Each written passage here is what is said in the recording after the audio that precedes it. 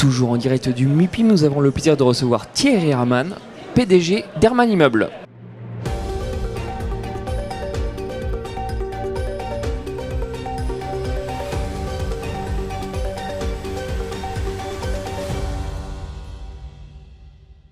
Thierry, bonjour, merci. Merci d'avoir accepté notre invitation aujourd'hui. Grand plaisir. Fin 2024, tu as lancé Nouvelle Ère.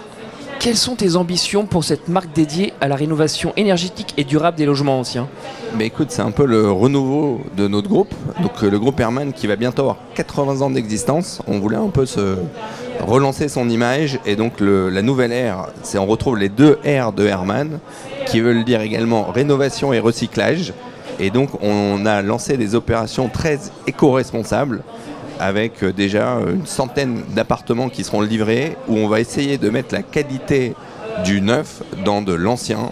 Et on va aller assez loin dans les démarches, autant sur des critères de classification DPE, mais également avec beaucoup de nouveaux éléments dans les appartements pour être vraiment tout éco-responsable et essayer de réfléchir à la décarbonation de toutes les opérations. Et on va lancer prochainement des opérations de bureaux qu'on va transformer en logement.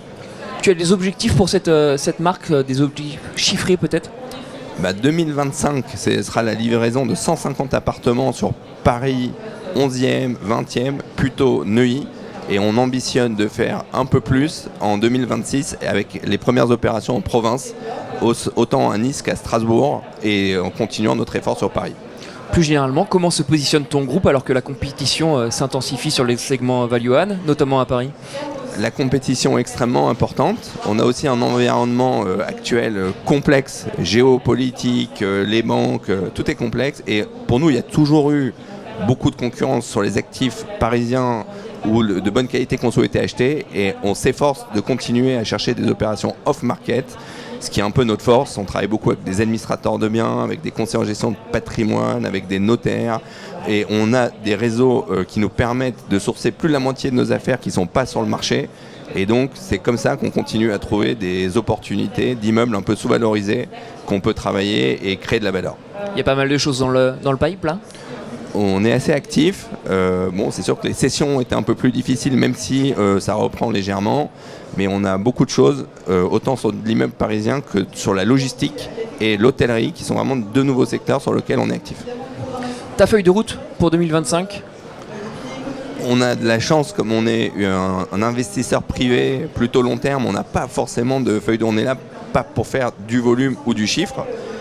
J'ai mon père qui avait toujours dit il ne faut pas travailler pour le banquier, il faut travailler pour son entreprise. Mais on pense que les difficultés de certains, notamment des fins de financement ou de gens qui n'ont pas les financements pour faire des travaux, malgré qu'ils aient obtenu des permis très qualitatifs sur des immeubles plutôt bien placés, on va essayer de s'organiser pour reprendre des opérations bien placées avec des permis obtenus, les améliorer un peu et pouvoir lancer les travaux dès 2025. On suivra ça donc avec attention. Merci. Merci Thierry. À très vite. Et à très bientôt pour une nouvelle émission sur BITV.